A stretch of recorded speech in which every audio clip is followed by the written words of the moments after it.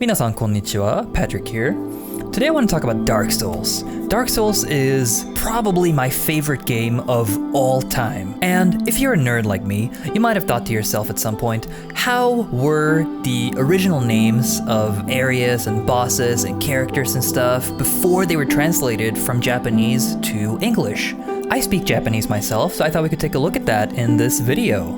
So without further ado, let's get right into it.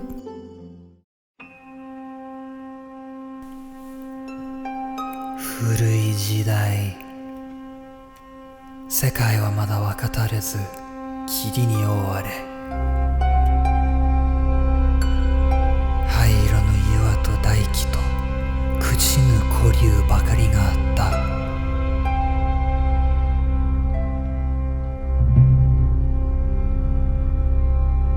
だが、いつかは初めての日が起こり、火と共に鞘がもたらされた。熱と冷たさと生と死とそして光と闇と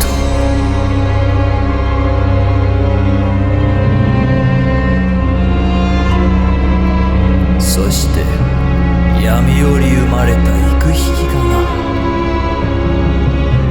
火に惹かれ王のソウルを乱した。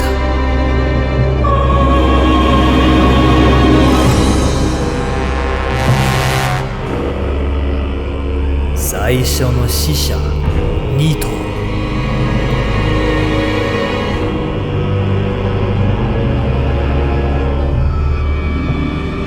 イザリスの魔女と混沌の娘たち。太陽の光の王グインと彼の騎士たち。そして誰も知らぬ小人。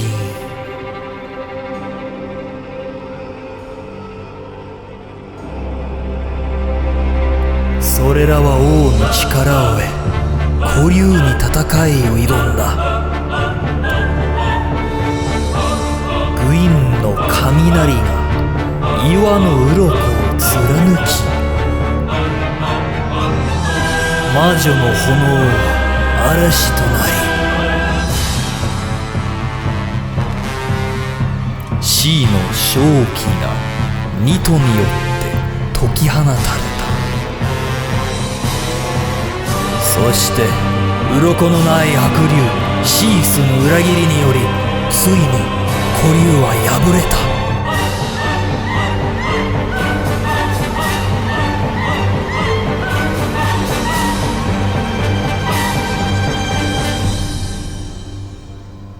火の時代の始まりだ。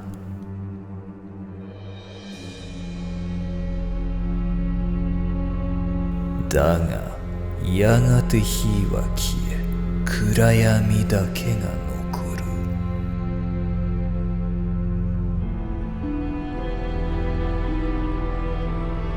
今や火はまさに消えかけ、人の世には届かず夜ばかりが続き、人の中に呪われたダークリングが現れ始めていた。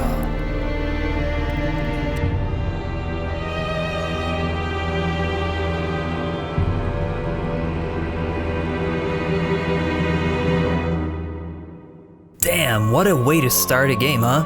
Hope my voice acting wasn't too bad. So let's just go to the first area in the game, which is called 北の不死院. It's literally just North Undead Asylum, nothing fancy here. Parading around in the Undead ruins, you'll come across a boss by the name of 不死院のデーモン, which means Undead Asylum Demon. Unlike in English, in Japanese it specifies that it's the demon of the Undead Asylum, not just Asylum Demon. The next area in the game is Firelink Shrine, which in Japanese is 火継ぎの祭祀場, which literally means Fire Inheritance Ritual Grounds.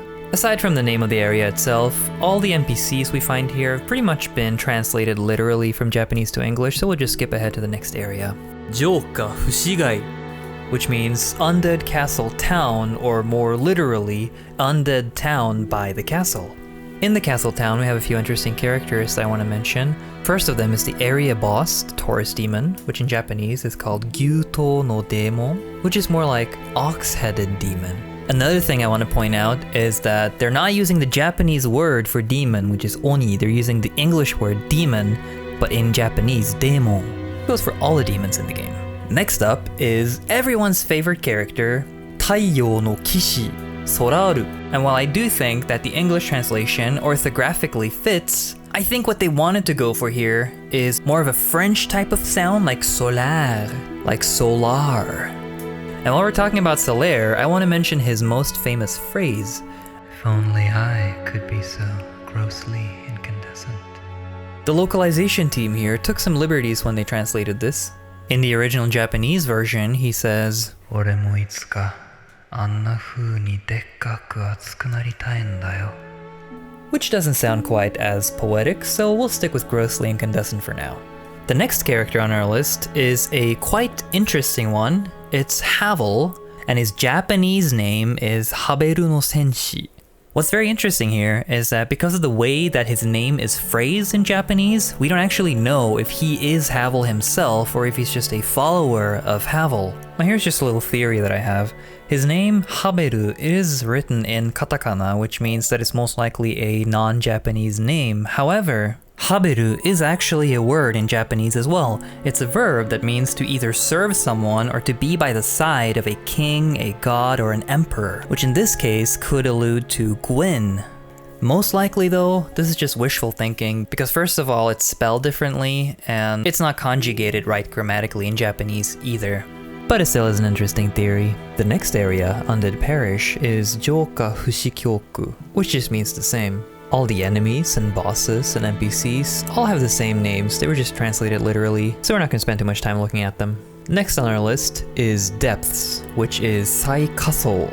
Literally translated, it means the lowest level or the lowest floor. But what's interesting to note here is that the kanji for floor also can mean social class, so you can kind of see Depths as the place where the lowest class in Lordran is living.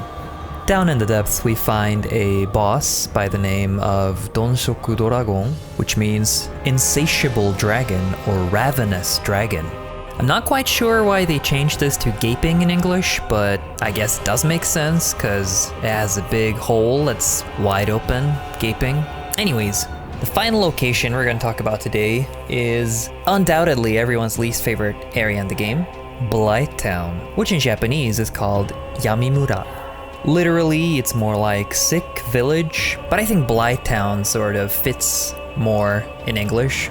Residing in Blight Town are a few NPCs, enemies, and a boss.